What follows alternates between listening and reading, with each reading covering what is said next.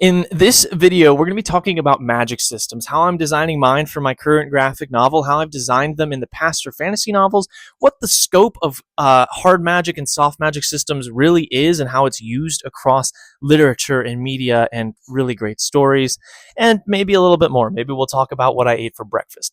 We'll have to find out. Let's get into it. To start, what is a magic system? Well, it's kind of in the name, but it's okay if you don't get it. Magic, that's the fantasy stuff for science, or sometimes it's the fantasy stuff for plot armor, or sometimes it's the fantasy stuff for I did whatever I wanted to do and I can do that because it's fantasy. And then a system is a way of knowing and playing by the rules inside of that. So it's plot armor but with rules, or it's science with rules, or it's I do what I want but kind of with rules, kind of. Okay. That being said, let's break this down a little bit. That's trippy. That can mean a lot of different things. And the answer to that kind of rhetorical remark is like, yeah. Yeah, it really can. To start, there's a hard magic system. That's the closest you're going to get to a science. Hard magic systems, think of Brandon Sanderson, who has clear rules for things in things like the Mistborn series, right? So certain metals push, certain metals pull, certain metals give you, I don't know, strength, right? It's been a second. Is that pewter? Yeah, different metals do different things in the book, but the rules are the same. They might change in your sense of being able to understand them, but the rules have always been the rules. Now move all the way to the other side, like as soft of a magic system as you could possibly imagine. I'm going to actually use a sci-fi in this case because it's... Yeah, I'm going to. I'm thinking of The Flash, the CW Flash, which is a great show. And I'm choosing all good examples because I want to make the point that you can have a different kind of magic system on the spectrum than someone else, and it's still going to be fine. But in The Flash, after like season 3, basically what they do is, oh, a villain, oh, they're doing this like very bad thing that we haven't faced before. Maybe we have, but we're going to pretend we haven't so that the drama is there. How do we solve that? Well, we'll invent a thing. But we're going to wait until like the last 5 minutes of the episode to really invent it. And then we invent it, and then Flash runs out with it, and we're set. And like it was never an issue. It took 20 minutes. It was a good time. Were Flash episodes 20 minutes long? I haven't watched the show in a few years. Maybe they're 40. Can't remember. Either way, they solve the issue at the end every time by inventing something. Basically, by the time you get to season 4, that's what you can count on. Doesn't mean it's not worth watching. It's a fun time. My wife and I really enjoyed the show. But that's like very soft magic. Where it's like, okay, what are the rules? The rules are just that we're going to win. Okay. I'm in. I like The Flash. Okay, and then somewhere in the middle of that, I want to say is like Harry Potter. Harry Potter wants to have a hard magic system in some cases. They want to have rules you can follow. If you play the video games, you get more of a sense of like, okay, this can do this and this can do that. And they want to have rules, but at the same time, in between books, J.K. Rowling, at least for the first 7, I haven't read beyond the first 7. I won't get into it. I've heard mixed reviews, but good job for writing books, J.K. Keep going. Anyway, sorry. The point is within each book, they try and be coherent, I think. But when she moves on to the next book, she's willing to retcon what happened in the last book. We think about like episode 3 of the Harry Potter books, Prisoner of Azkaban, where they have these time turners, let them go back in time. And it's like, actually, that's horribly inconvenient for our plot. So book 4, and they were all destroyed. And like, yeah, okay. All right. It's kind of middle ground between hard and soft magic, but it's fine. It's good. It works. We have other examples of things. Adventure Time, very interesting. Potentially hard magic in the end. I don't know. They're like surprisingly consistent, and their lore is real. But you watch an episode, and you're just like, anything could possibly happen. It's a hard magic system, maybe posing as a soft magic system. Brilliant. I love it. I think the Marvel universe, probably the DC universe as well, but I'm less familiar a little bit. I mean, like everyone's familiar, right? But I mean, I grew up reading like a bunch of Marvel comics, where I grew up like casually reading DC comics. So I'm just gonna not get into the weeds with that one. But I would say like individually, Marvel comics have some characters that really want to have like a hard magic system, and so there are clear rules to them. But then once you start combining these characters, things get a lot softer, which is okay. So there's kind of a spectrum of things. It's still a good story. It's fun. There's a mix throughout. I have historically loved making hard magic systems. Let me tell you some of the pros for that bad boy. First of all, if every story is set up in 3 phases, and I'll tell you what I think that those phases are. There's the announcement. The announcement is the very beginning of the story. It gives you all of the agreements by which the story is going to operate on, for the most part, right? So we could also call that section the agreement if you wanted to. And so, for example, the Hobbit. In a hole in the ground, there lived a hobbit.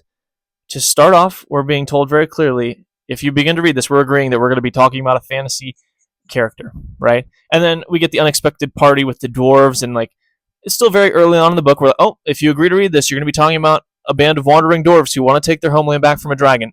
Do you agree to read this? That's important because you're making a promise to the reader about what they can expect as they go forward. And then the next A word we'll say is adventure. The adventure happens based off of the agreement, or at least it should. Some writers kind of go, woo, and you signed up for a love story and you got a thriller or something like that. And maybe they can make it work if they had enough agreement in the beginning that was actually a thriller. And you're just like, oh, you kind of caught me off guard. I didn't see that coming. Well done. But generally speaking, you want to know what your agreements are getting into it so that the reader doesn't feel like you're gypping them. As you go through the adventure phase, we are working towards third A word, the award. And so the award section is where they get the payoff. And maybe the payoff doesn't come in the way they thought it would come, but it needs to come. Okay? So let's think of I'm gonna say Star Wars. Star Wars happens. Promise is galactic battles are happening, and we need a hope. We need a new hope, maybe. So okay, Luke is kind of gonna be that hope.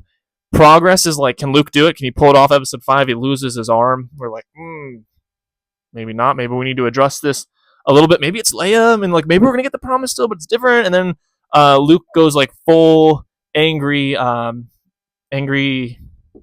kid on monster on his father. Right, he's just like beating him down over the head with his lightsaber. And we're like, oh no, we're not gonna get that award after all. He's gonna be a Sith. What a plot twist! And then nope, he's a Jedi. And actually, his dad's a Jedi too, so bonus award, right? Like, the galaxy really is restored, and maybe even better than it was before. And so, like, that, it's kind of cool. There's a lot more nuances to that we could get into. My point is, the advantage of a hard magic system is that it creates rules.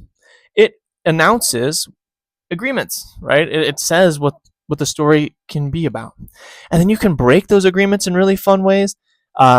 If you need to, right? Like, I think, like, for example, Brandon Sanderson's Mistborn books break the rule, but in a way that kind of reinforces the rule, but also like breaks the rule. He's able to use that, though, that hard magic system, as like a way of steering the reader via plot point. It becomes like a whole nother literary element as you go. It's very fun, very cool. It takes a lot of work, but I've enjoyed it, and so I've used that for my fantasy novels. For my fantasy graphic novel, however, I'm thinking about going at it with very little rules. I think I'm almost very Marvel-y, where it's like each character will have his own set of hard magic rules. He'll have his own limitations and things that he can and can't do. But then, like, when they get together, like, one guy breathes fire, one guy's got ice, and you don't got to worry about why that is. You know? That's just how it is. I think I could have a lot of fun with that. I think it would be a lot less stressful for me as a writer. And also, this graphic novel that I'm writing is a true fantasy story. It has the highs and lows of the adventure. I want to place it in the Bone Book series kind of category, but I also want to say it's got a little Adventure Time flair to it. There's a lot of humor in this. There's a lot of like silly goofiness in it, and I want that to shine through. And so I'm kind of comfortable with a magic system that like maybe ends up being hard, but is like only realized after a few years, and we're like, whoa, okay, that's pretty cool. Because I think you could really write like a doctorate dissertation on the magic system of Adventure Time, because like that thing is twisted. You start getting into the lore, and you're just like, someone like did like a without intending to, maybe, I don't know, but like maybe like half of the work Tolkien did for Middle Earth, which is a substantial amount of work. Like, that's saying a lot, and like pulled that off.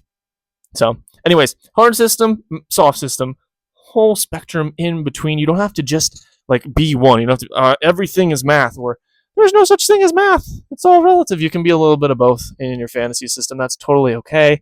I'm kind of landing in a squishy middle zone right now, and I'm enjoying it. It is so much fun, and it allows me to build my story with you guys in real time, take real advice from my viewers, from people who want to join me in this community, and really just build the best story we can together. So, guys, thanks so much for watching this. If there are things that you would like to discuss with me in the comments about magic systems, just throw it out there. If there are things you're excited about in the story, would love to hear that too. I will see you in the next video. Thanks.